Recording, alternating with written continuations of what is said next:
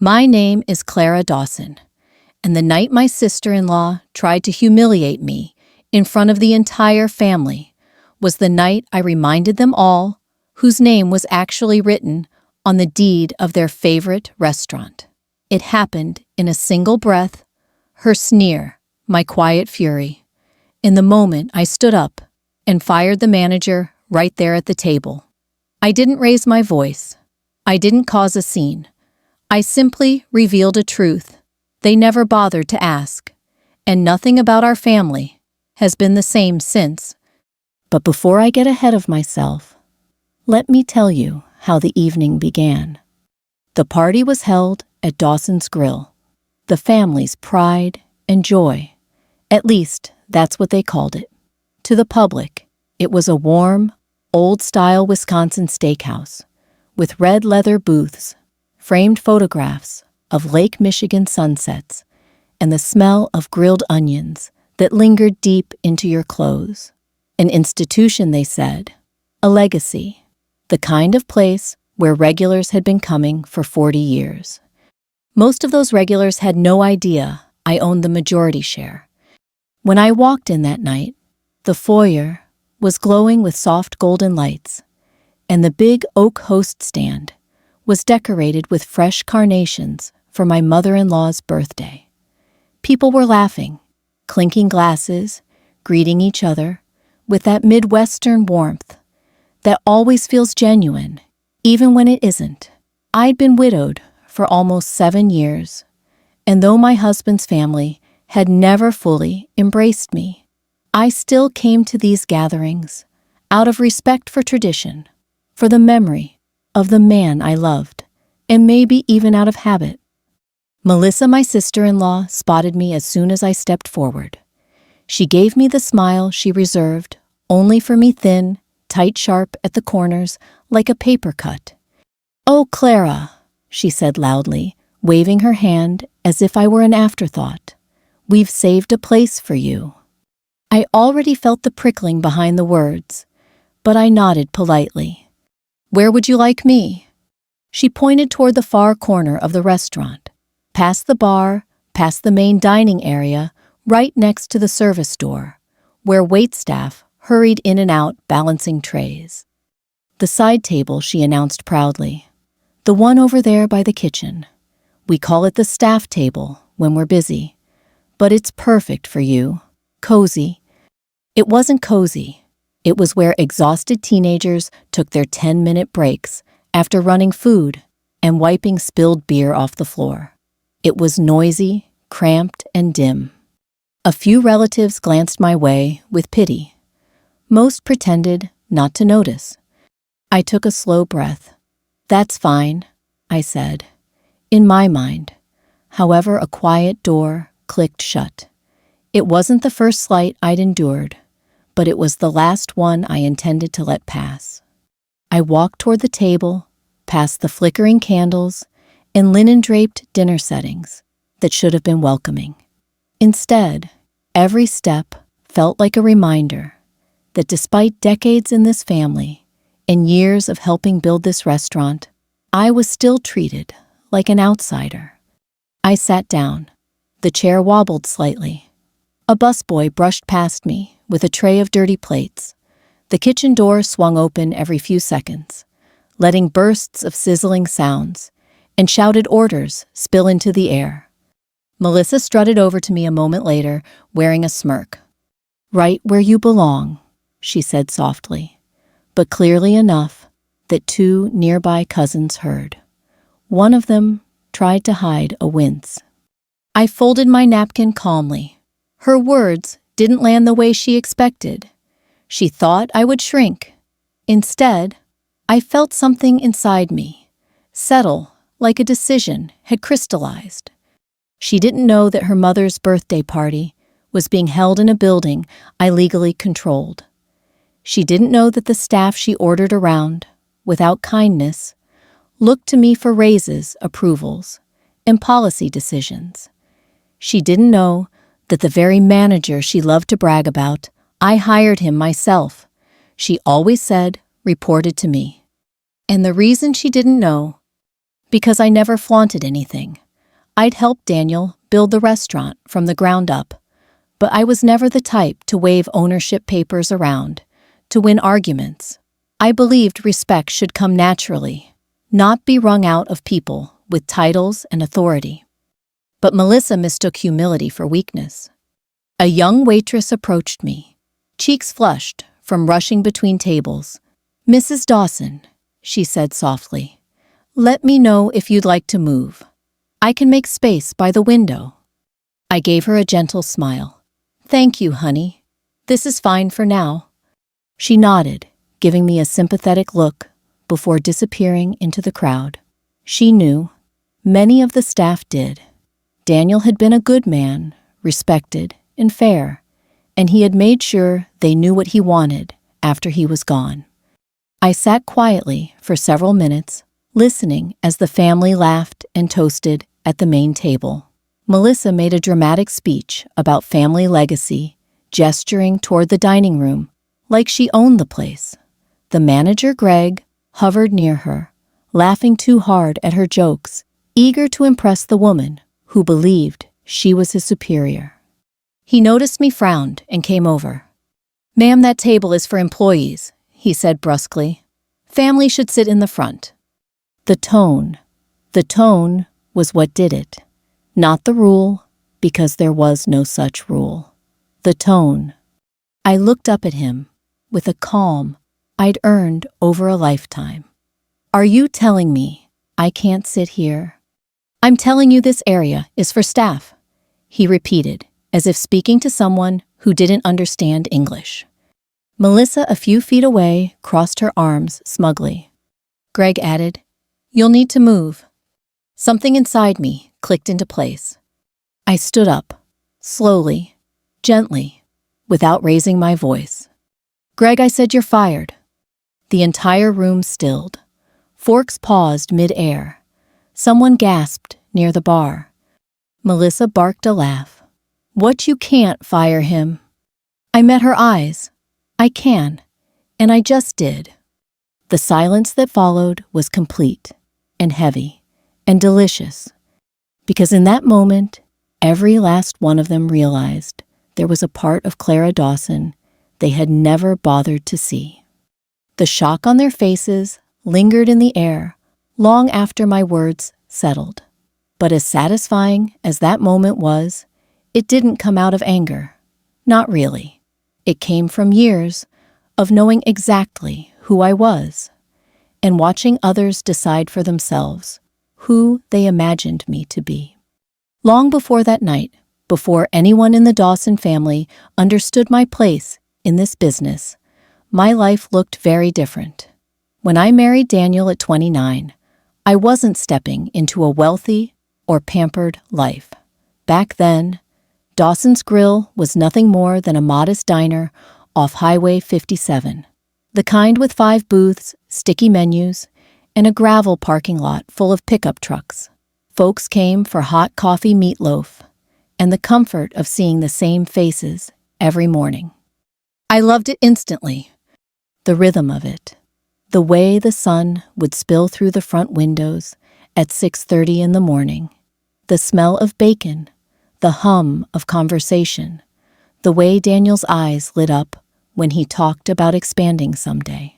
I didn't know much about running a business when we married, but I knew about work. Steady, persistent work. The kind that builds character, even when nobody notices. Daniel's family, however, noticed everything except effort. They judged my clothes, my quietness, my background. His sister Melissa used to joke, "Daniel must have picked you up on discount. You're too simple for this family." She always said it with a laugh, but it wasn't funny, even then. Still, I stayed polite. People reveal who they are, eventually no need to help them along. Over the years, Daniel and I turned that little diner into something real. We cooked side by side, wiped tables together, balanced books late at night in our tiny office. He'd lean back in his chair, dreaming out loud about a bigger building, outdoor, seating live music in the summers. His dreams were big, but his heart was steady. And when we finally expanded, first a remodel, then a bigger kitchen, then a whole new dining room, I was right there. Every decision, every cost, every late-night worry. I poured myself into it, not for status, but for us. Funny how none of Daniel's family saw any of that. They only started showing interest after the restaurant became a success, when the money started coming in, when our name became respected in the county.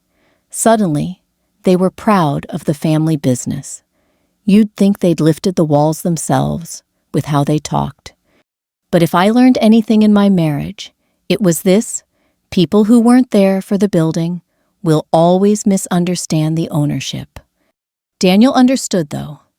In the last years of his life, after the diagnosis, he often said he wished his family treated me better. I used to wave it off, telling him it wasn't worth worrying about. But he insisted. He told me he'd never want me to be at their mercy if anything happened.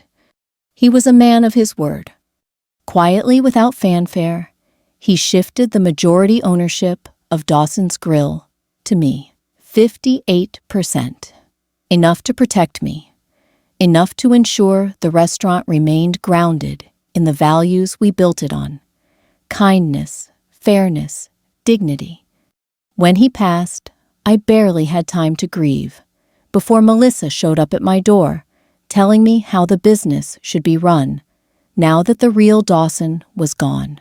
I listened, nodded politely, and then continued running the place the way Daniel and I had always done. I never showed her the paperwork, not because I wanted to hide anything, but because I didn't need to prove myself. Ownership doesn't need applause. It needs stewardship. I wasn't about to flaunt the documents, just to win arguments with someone who saw me as competition rather than family. Still, over the years, Melissa convinced herself that Dawson's Grill belonged to the Dawsons, by which she meant the rest of them, not me. So she strutted around, calling staff meetings without authority, hiring people without approval, claiming credit for decisions I'd quietly made behind the scenes. The staff humored her, but they always came to me afterward to confirm what she said. And then came Greg. Melissa hired him on the spot one afternoon while I was out buying supplies. He had the kind of confidence that comes before experience, the kind that masks insecurity with arrogance. I gave him time. Everyone deserves a chance. But it didn't take long to see he treated the kitchen staff like they were beneath him and dismissed anything I said as if I were merely a helpful widow. A helpful widow. I could have corrected him that first week, but again, I didn't need to. Character reveals itself most clearly in how people treat the ones they underestimate. Still, it hurt sometimes, especially in moments when Daniel should have been there to roll his eyes alongside me. Grief is strange that way. It sits quietly until some small indignity stirs it awake. That night at the party, the side table, the snide remark, Greg's attitude. It wasn't just about disrespect. It was the culmination of every moment they mistook my gentleness for weakness, every time they talked over me, every quiet sacrifice they never saw. After I fired him, the room went still. I could feel eyes on me, relatives, staff, even restaurant patrons who had no idea what was unfolding, but sensed a shift in the air. Inside, I felt something I hadn't felt in years. Daniel's presence, not in a mystical way, but in a steady way. The kind of strength he always gave me. I didn't fire Greg out of revenge. I fired him because dignity demands boundaries, and because legacy is not something to be mocked by people who never honored it in the first place. I walked back to my side table, my so-called place. But this time, the chair didn't wobble. This time, I sat with purpose. And across the room, Melissa finally looked unsure. After the shock of Greg's firing rippled through the dining room, the chatter slowly returned in uneven waves, whispering at first, then louder, confused murmurs. Someone near the bar said, "Can she do that?" Another replied, "I don't know, but she sure did." And over it all, Melissa's voice rose like steam from a boiling pot. She stormed toward me, heels clicking hard against the floor. "Clara," she hissed, "what on earth has gotten into you? You can't just walk in here and fire my manager." Her manager. There it was, again, that quiet rewriting of history she'd been doing for years. I didn't rise from my seat. I didn't fold. I simply looked at her and said, "He wasn't your manager, Melissa." The way she blinked quick and sharp told me the first crack in her certainty had appeared. Before she could respond, a cousin approached to usher everyone toward the main table for the birthday toast. People were watching us closely now, but pretending desperately not to. It reminded me of going to church potlucks years ago, everyone trying to mind their food while eavesdropping on every whispered argument behind the casserole dishes. I took my time standing. I smoothed my dress, gathered myself, and headed toward the main dining room. Melissa followed closely, her voice dropping into the familiar half-mocking tone she used when she wanted to disguise an insult as family banter. "You know, Clara," she said, "Daniel always handled the business side. Some things are just above your comfort level." Comfort level. Another careful little jab. I paused halfway to the table, letting the sounds of clinking glasses and soft piano music wash around us. "Melissa," I said quietly, "you've mistaken patience for passivity for far too long." She gave a brittle laugh. "Oh, come on. Don't be dramatic." But there was a shift in her eyes, a flicker of uncertainty. She'd felt the edge in my voice. I rarely used it. The chairs at the head table gleamed under the hanging lights, polished wood, with high backs cushioned, seats embroidered upholstery. Reserved, of course, for the core family. Spots I had never been offered unless someone was sick or seats were accidentally overbooked. As I approached Melissa's husband, my brother-in-law, Tom, looked up from his drink. "Clara," he said, voice thick with forced cheer. "Glad you made it. Bit of a stir back there, huh?" He attempted a laugh, but it came out stiff. "I suppose so," I answered. Across the table, a few distant cousins whispered behind their napkins. One mouthed, "Did you hear? She really fired him." Another shrugged, looking half impressed and half afraid. But not everyone looked disapproving. The staff, notably the older servers who had been with us for years, exchanged small, almost secret nods in my direction. Respect, recognition, relief. It warmed something in me I hadn't realized had gone cold. Still, the tension grew thicker as everyone settled in. Even my mother-in-law, sweet June, with her soft cheeks and watery eyes, looked back and forth between Melissa and me, unsure whether she should intervene. She didn't know the half of what had been said or hinted. She'd never seen how Melissa treated the staff when no one else was around, or how she dismissed my advice with a wave of her manicured hand. I never wanted to burden June with those truths. She'd been a loving mother to me, and grief had aged her 10 years since Daniel passed. I wasn't about to drag her into a family dispute she didn't create. But some things come to a head, whether you want them to or not. The manager's absence was already creating a ripple of practical problems. Servers unsure who to report to a line cook, popping his head out of the kitchen with a question, only to withdraw when he saw the tension in the dining room. Melissa leaned closer, her voice low but venomous. You're not going to ruin Mom's birthday over whatever power trip you're on. You will apologize. To Greg. And to me. I looked at her evenly. I'm not apologizing for enforcing the standards Daniel and I built this place on. Her eyes narrowed. Daniel and you, really. You were just the help, Clara. You did tasks. You weren't the business. There it was. The truth she'd always danced around finally showed its face. And it was uglier out loud. A few people at the table froze, mid-sip.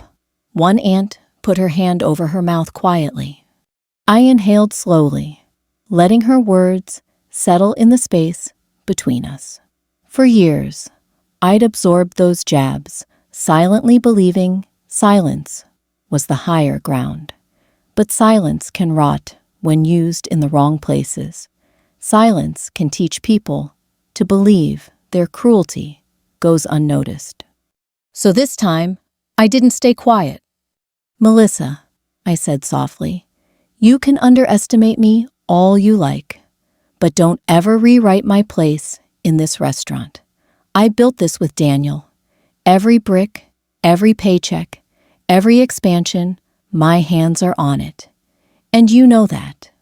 Her cheeks flushed, a blotchy red. You're delusional. But she wasn't looking directly at me anymore. She was looking at the tablecloth, at her glass, anywhere but my eyes.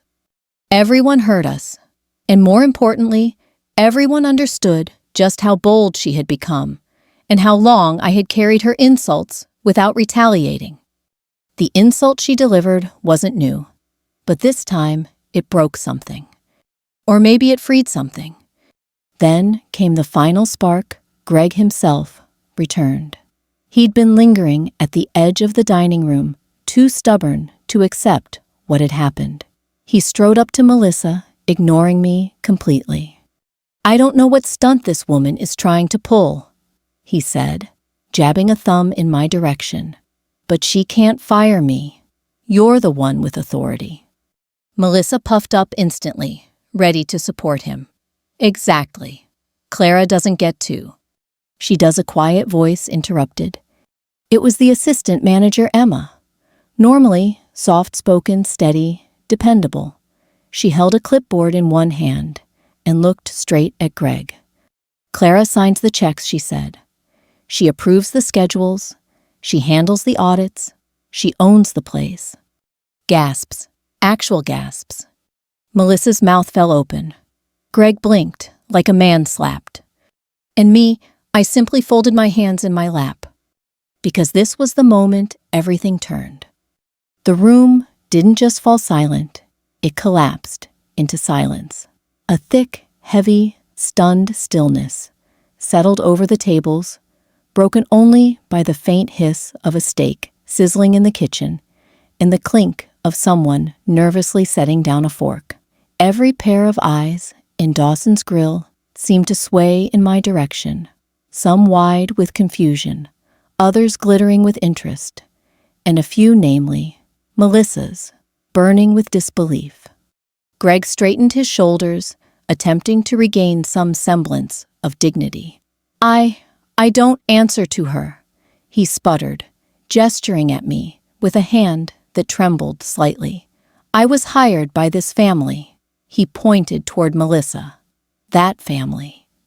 But before Melissa could open her mouth, I rose from my chair, slowly, deliberately. I didn't need height or volume. Presence was enough. You were hired into a business, I said calmly, not into a family feud. Greg scoffed. You're not the owner. You're just... He stopped, not because he didn't know what to say, but because he suddenly realized he did, and that saying it would ruin any chance he had of keeping even a shred of professional respect. But the damage was already in his eyes. I turned to Emma. Would you bring me the file folder from the office, the blue one, in the top drawer? Her eyebrows lifted with understanding. She nodded and hurried toward the back. Melissa stepped forward, planting herself between me and the rest of the table. Clara, stop this. Right now. This is ridiculous. Mom's birthday is not the place for whatever you're trying to prove. I looked at her, not unkindly. Melissa, this isn't what I wanted for tonight. But disrespect isn't something you get to schedule around birthdays. A few relatives winced. They'd heard Melissa's tone toward me for years. It was never quite loud enough to be confronted, never quite sharp enough to be called cruelty, but always present, always cutting. Emma returned with the folder, and I took it from her gently. "Thank you," I said. The staff stood behind her, forming a quiet, uncertain half-circle. They didn't speak, but their loyalty was palpable. They'd worked under me for years, without even realizing it, yet they sensed enough to know where the true fairness in this place came from. I opened the folder and laid out a set of documents on the head table. Legal papers, notarized forms, dated signatures. A few relatives craned their necks to see. Tom's eyes narrowed behind his glasses. Someone whispered, "Is that?" Melissa reached for one of the pages, her face twisting with confusion. "What is this?" "My ownership agreement," I replied. "Signed by your brother 7 years ago." Her hand froze midair. "He transferred controlling interest to me before he passed." I continued, my voice steady, but warm. "To protect the business, to protect our home, to protect me." June. My mother-in-law leaned forward, her trembling fingers brushing the edge of the paper. "Daniel did this." I softened. He didn't want anyone to fight over the restaurant. He wanted someone who knew how to care for it, someone who worked beside him every single day. Melissa stood perfectly still, not blinking, not speaking. Her certainty, her carefully curated picture of the world, was unraveling thread by thread, and there was no stopping it now. Greg's staff badge caught the light as he shifted nervously. "You own this place." "I do," I answered, "and I have, for a long time." He swallowed. His arrogance evaporated like steam off a grill. "I didn't know." "No," I agreed. "You didn't care to know." That stung him more than any shout would have. Then I turned to the staff. "Emma," I said, "you're acting manager effective immediately. Please make sure everyone gets their breaks and coordinate with the kitchen. I'll meet with you tomorrow morning to discuss next steps." She straightened, pride blooming across her face. "Yes, ma'am." A ripple of approval moved through the employees. Even some distant relatives nodded, visibly relieved that the chaos had a clear leader. Melissa found her voice at last. "So that's it. You're just taking over without asking anyone." I tilted my head slightly. "Melissa, you never asked me what I actually did for this business. You never asked who paid the bills, who handled the payroll, who kept the lights on when the first expansion nearly bankrupted us. You never asked why the staff trusted me more than they trusted their own manager." She shook her head, refusing to accept the picture forming in front of her. "You're lying." I slid the folder toward her gently, read it. Her eyes dropped. They scanned the words. They widened. Her lips parted. For the first time in all the years I'd known her, Melissa Dawson was speechless. Tom spoke softly from behind her. I had no idea. Clara, we didn't know." "I know you didn't," I replied, "and that was by choice." A hush settled again, different from the earlier one. Not shocked, not fearful, something closer to reckoning. June wiped at her eyes. "Clara, honey, why didn't you ever say anything?" I met her gaze with genuine affection. Because the restaurant didn't need a queen. It needed a steward. And I didn't want Daniel's death to turn into a battle for control. A long breath moved through the room. Melissa finally looked up. Her voice came out thin. Then, why now? Why embarrass us like this? I held her gaze, not cruelly, but honestly, because humiliation wasn't my intention. But boundaries were necessary. You pushed too far tonight. Her mouth trembled. She looked away. And in that moment, I realized something important. The truth didn't hurt Melissa because it was harsh. It hurt because it was undeniable.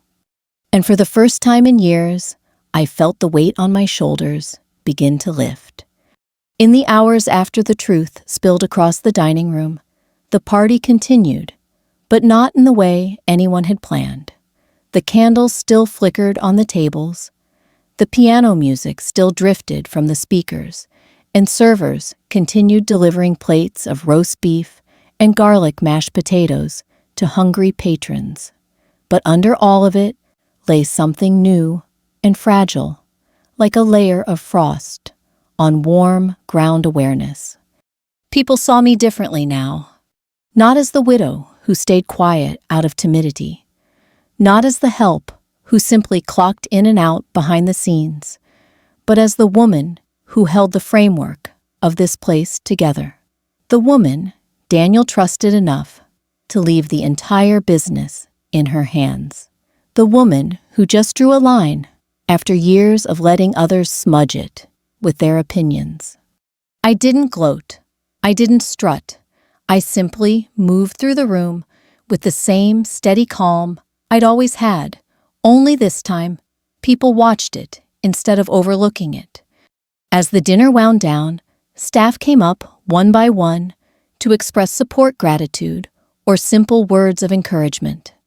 Maria squeezed my hand. You did what had to be done. We all knew something was off with Greg, but no one wanted to speak up. Thank you for standing up for us. Her eyes brimmed with sincerity, and it touched me deeper than I expected. Thank you, Maria, I said. You've been the backbone of this place longer than anyone. A young server named Wyatt approached next, eyes wide. Mrs. Dawson, I had no idea you owned the restaurant. I always knew you treated us kinder than management. I smiled gently. Kindness and leadership aren't opposites, Wyatt. They're supposed to walk together. He nodded slowly, as if filing that away for later years of growing up. Even the line cooks peeked out from the kitchen to give small waves or shy smiles. They'd endured more than their share of Greg's temper. Tonight felt like a release they weren't expecting. But the most challenging conversations were with family. Tom approached cautiously, holding 2 cups of coffee. Mind if I sit? He asked, offering one to me. It smelled rich and familiar, our house blend, the one Daniel spent years perfecting. Of course, I replied, gesturing to the chair beside me. He sat sighing, as though he had been carrying weight he finally realized wasn't necessary. I want to apologize, Clara. Not just for tonight, but for years. I never realized how much you were doing, or how much Melissa's comments affected you. I stared into my coffee for a moment, watching the ripples settle. Families don't always see what's right in front of them, especially when grief gets mixed in. He nodded. She's hurting, you know. Losing Daniel hit her harder than she ever admitted. You became the closest target for her resentment. I didn't excuse her behavior, but I understood the pain beneath it. Pain doesn't justify cruelty, but it explains the cracks people try to hide. I'm sorry too, I said quietly. I'm sorry things weren't clearer from the start. I was trying to honor Daniel's wishes. He wanted peace. And he got it, Tom said. For a while anyway. We sat in silence for a moment, letting the acknowledgement settle. Later, June shuffled toward me, leaning slightly on her cane. Her eyes, watery with age and emotion, searched mine. Clara, she said softly, I should have stood up for you more. You were always good to my boy, and you've been good to this family." Her voice trembled. I stood immediately and placed my hands gently around her frail shoulders. "June, you gave me love when others didn't. That's more than enough." She wiped away a tear. "I'm proud of you, dear." That meant more than any ownership papers ever could. But one conversation remained, and it was the one I dreaded most. Melissa lingered near the dessert table, staring at a half-eaten slice of her mother's birthday cake. She looked smaller somehow, not physically, but in presence. Her sharpness had softened. Her confidence had cracked. And beneath it all, she looked lost. When I approached her, she didn't look up right away. "I didn't mean for things to get out of hand," she mumbled. "I didn't know the truth." I took a steady breath. Melissa, ignorance isn't the problem. Pride is. She winced, as if the words cut deeper than she expected. "I know I've said things to you over the years. Things I shouldn't have." "That's true," I said gently. "But I'm not interested in punishing you. I'm interested in moving forward if it's possible." She finally met my eyes, and in them I saw something unfamiliar: humility. "Do you want me out of the restaurant?" I shook my head. "No, I want you to respect the work I do, and to respect the people who help keep this place running. If you can do that, there's room for you here." Tears welled in her eyes. "I thought you'd kick me out." "I'm not here to destroy you, Melissa. I just won't let you destroy me." Her breath hitched. "I'm sorry." I didn't rush to forgive her, not yet, but I did nod. "We'll learn from this." Later, after guests departed and the restaurant dimmed for closing, I walked through the quiet dining room alone. The chairs were stacked, the floors swept. The air still carried hints of steak seasoning and celebration. I placed my hand on the back of one of the head table chairs, the chair I had never been invited to sit in before tonight. "You'd laugh at all this, Daniel," I whispered. "You'd say, 'Clara, they should have known better, and maybe they should have. But now they do.'" For the first time in years, I felt peace, not the quiet resignation I'd lived with, but the kind that comes from standing up straight after bending too long. The restaurant felt different now, not because I owned it, but because I finally claimed my place in it. And maybe, just maybe, so did they. In the days that followed the birthday dinner, something subtle but meaningful shifted within the walls of Dawson's Grill. It wasn't loud or dramatic. There were no grand speeches, no applause, no confrontations. Instead, it was the quiet kind of change, the kind that comes from clarity, finally lighting a room that had been dim for years. The staff walked with a little more confidence. Decisions flowed more smoothly. Emma settled into her role as acting manager, with surprising steadiness, earning respect, not through force, but through fairness and consistency.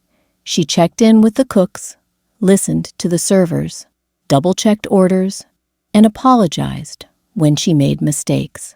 It reminded me of the way Daniel used to lead: quiet, thoughtful, grounded. Customers noticed too. They picked up on the peaceful energy, the renewed warmth between the staff, even the brighter smiles on familiar faces.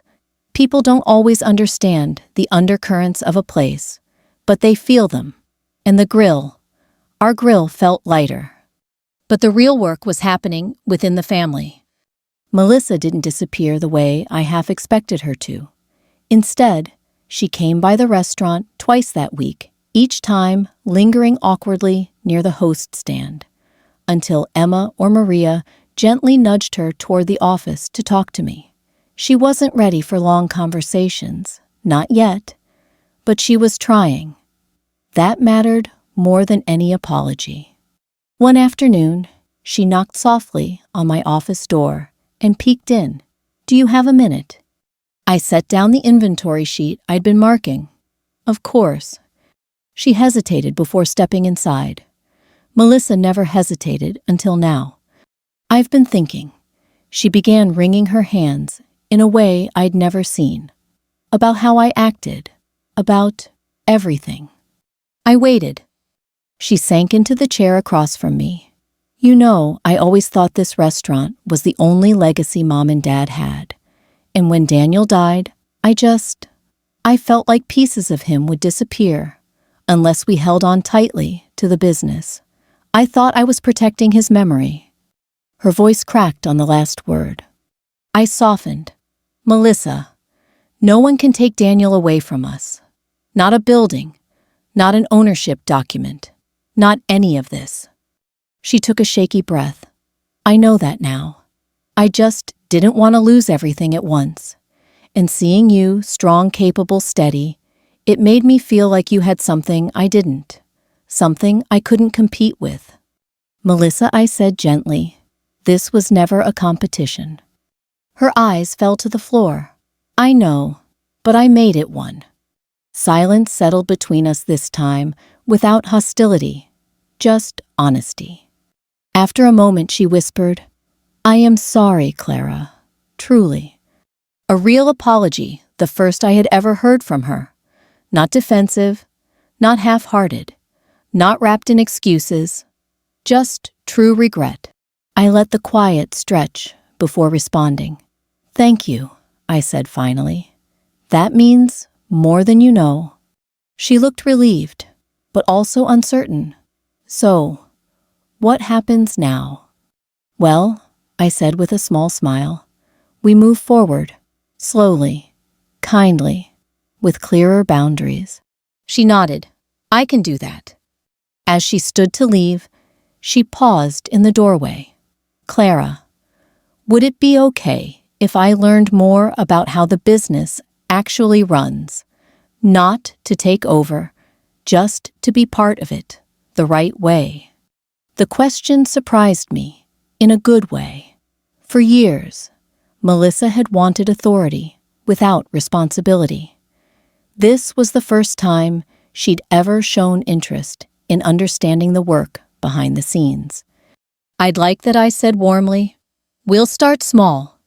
After she left, I sat in the quiet of the office, letting the moment settle in my chest. A bridge had been built, not magically, not instantly, but intentionally. Later that week, June stopped by as well. She sat with me in a booth after the lunch rush, sipping iced tea and watching the afternoon light stretch across the street. "You know," she said, "Daniel always told me you had the strongest backbone of anyone he knew. He said you didn't need to raise your voice to be heard." A lump formed in my throat. He always believed in me, sometimes more than I believed in myself. She reached across the table and patted my hand. "He'd be proud of you, not because you own the place, but because you kept your heart soft while standing your ground." I blinked back the warmth gathering in my eyes. "I hope so." "You should," she said. "You've carried this family through more than they realize." That night after closing, I stood alone in the dining room again. The soft hum of the refrigerators in the kitchen, the faint scent of grilled peppers lingering in the air, the wooden beams overhead catching the glow of the exit signs. This place held so much history, good, bad, complicated, beautiful. I walked toward the side table, the same spot where Melissa sat me that night, believing it was where I belonged. I ran my fingers along the edge of the chair. "Where I belong," I murmured to myself, "is wherever I decide to stand." And I stood taller, because the truth was never about who sat where. It was about understanding worth, your own and others. It was about recognizing when silence becomes surrender, and when speaking becomes salvation. Before I left for the night, I turned back toward the empty dining room and whispered the lesson that had become so clear. Respect isn't given by title. It's earned in the way we treat people. And with that, I closed the restaurant door gently behind me, the key turning in the lock with a sound that felt like both closure and beginning. To anyone listening to my story tonight, if you've ever been underestimated, overlooked, or pushed to the edges of your own life, remember this. Your worth isn't measured by where others seat you. It's revealed when you finally choose to take your place. If this story touched, you share it with someone who needs courage today. And if you'd like more stories of quiet strength, dignity, and justice in silence, stay with me. We walk this road together.